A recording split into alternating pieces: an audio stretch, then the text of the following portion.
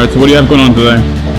We got 7 to 9 inch McGaughy's here, 7 to 9 inch, doing 22 by 14s, 35s. Let me check them notes. 22 by 14s on 35s.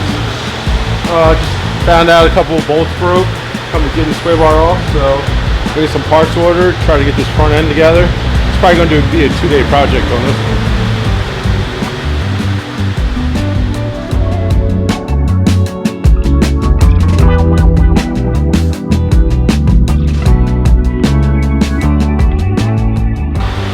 So you have some experience on this, right? So you've done something similar in the past? Yes, on this body style, I've done a Cognito 10 to 12 inch. I've done a BDS 6.5 inch. I've done a rough country, and I have done Fabtech. So this is my first McGaughy's on a suburban style, but seems like it won't be too different. Nice. So you don't think it should be any problems along the way? Just got to get those sway bar bolts drilled out, get some new bolts on order, and that'll probably be tomorrow. This guy wants them set at 9, clear the wheels as best as possible. So, see if we can save those running boards. They might have to come off.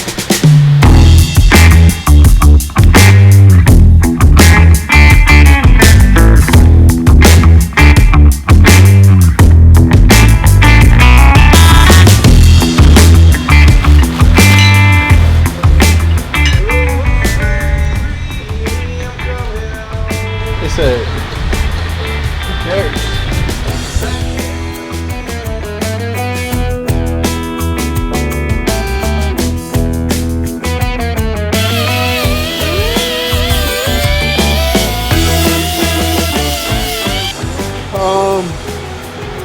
So on the GMs, well, all these 1500 trucks, you have to cut the frame ears where the cross member attaches.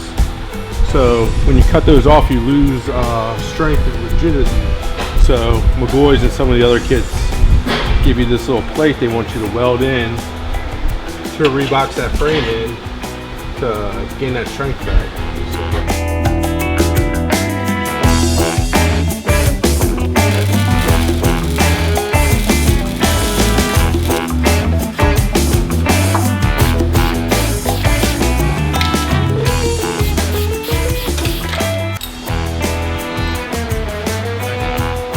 That thing swing like a pendulum. Well, it wasn't when it was secured by the bungee cord.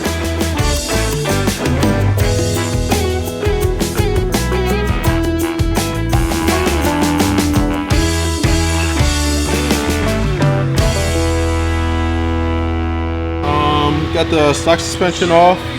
Got the differential out. Got the frame cut. Got the plate welded in, and now I have the differential back in.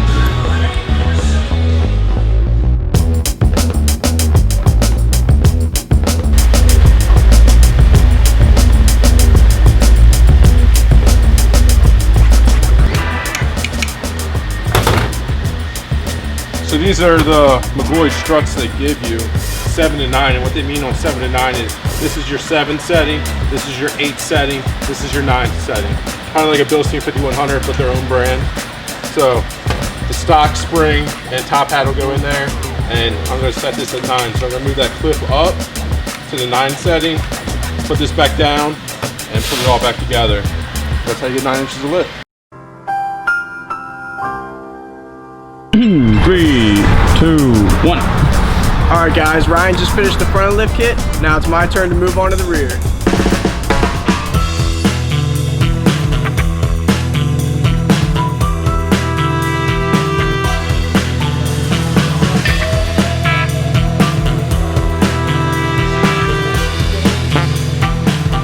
We ended up having knuckles for this kit that weren't meant for aluminum control arms, and therefore the lower ball joint's different and wouldn't fit into the new knuckles. So we had to order new stamped steel knuckles, but the knuckles we ordered ended up being cast steel. So we had to send those back, and now we're waiting on stamped steel knuckles to come from the dealership. So in the meantime, I'm trying to do the rear, and it's a tight fit. So the car was supposed to be done by Friday. Do you think it'll be done by Friday? Yeah, it'll be done by Friday. We pretty much got the kit parts we need ordered.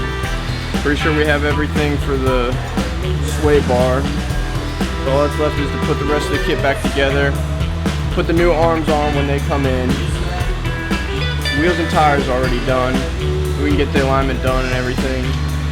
It'd be nice if it was done today, but I don't know when those arms are getting here.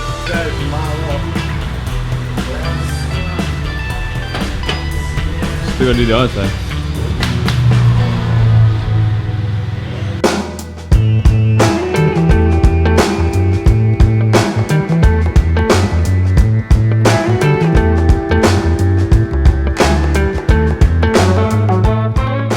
So how did the install go yesterday? On the rear suspension? Mm-hmm. It worked good. Some of the lower control arms didn't want to fit, but a little bit of persuasion made it work. Had to remount pretty much every single hole, but that's been the status quo for this build, so no surprise there. Do you think you guys will have it done by today? Yes. Yeah, absolutely. It'll be done by today. The question is, do we get to leave on time? That's the question. As you can see, everything's installed, marked, torqued.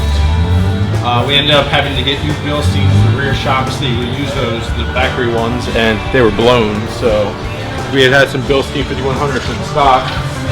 I put the factories back on here because it's not going to fit on the alignment machine otherwise.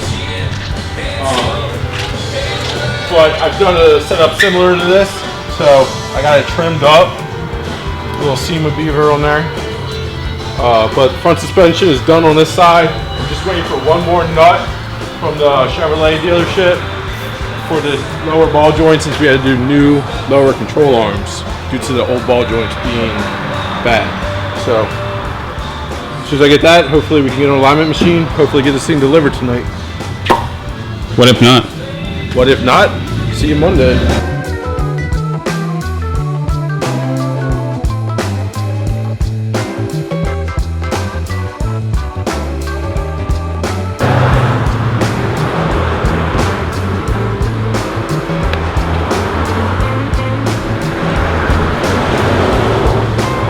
Time for the wheels and tires to get installed.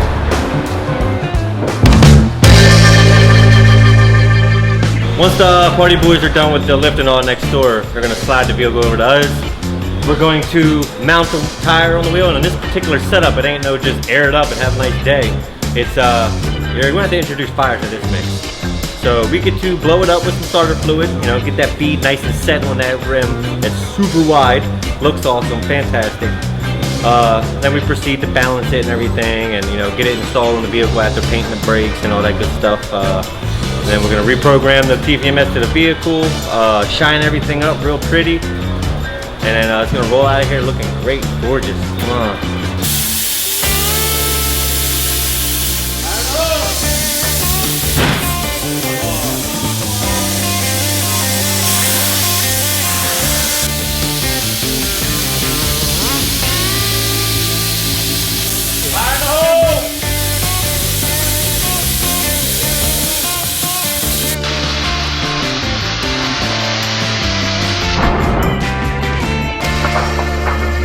Too wide, won't fit naked. Hashtag right here.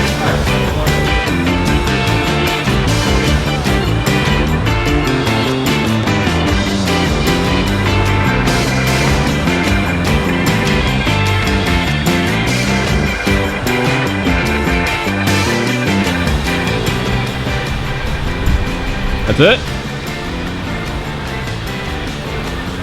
Was it easy to put together? No. No. Not at all. Looks good though. Yeah, I like it. You know what's funny is, I hope the customer likes it. yeah, it kind of reminds me of the Escalade you guys did. Yeah, basically, it's the same thing. Let's go. Let's go camping in this thing. The Yukon's all done. It's got the 7 and 9 inch McGaughy's on it. Everything went smooth. It did take about 2 days, 2 full days to get it done due to some broken bolts and nothing that was McGaughy's fault. Everything that they had was top notch, and as you can see, turned out great. This truck's got 130,000 miles on it. Drives like brand new. So as you can see, it's got the 35s, the 22x14s. I think the customer's gonna love it. He's on the way. Had to have him tonight, so hopefully he's off to Ocean City tonight. Done. Thanks so much for watching, guys. For now, why don't you check us in the next video.